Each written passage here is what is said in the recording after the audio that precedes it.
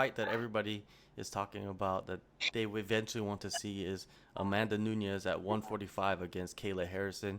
Who do you see walking away with the belt, and how do they get it done? Oh, that's tough. I mean, I'd be interested to see how their training goes, Mm. honestly.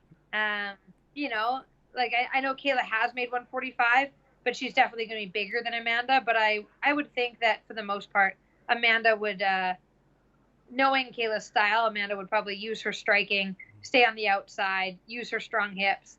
I don't think that you would see Kayla easily taking her down like she's taken down some other people that she's fought. And I think it would be a lot more competitive. I don't think it would be an easy fight for Amanda, but I think that Amanda would come out with the win Do you th- without too much yeah. strain. That experience factor, right? I think that's going to be huge for Amanda.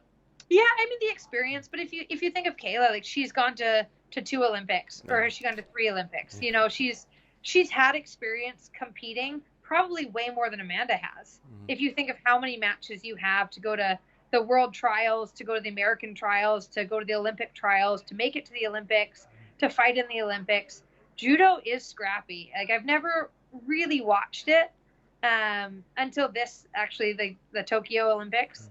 And I was like, man, they are literally so mean. And so I'm sure that plays a factor in the experience. But on the MMA side, she does have some experience to gain. But, she's now had, like 8 or 9 pro fights. Yeah. She's had quite a few. Granted, some of them are opponents that are pretty easy opponents for her, just because 155 is a very, very thin division. But it's all experience that all counts.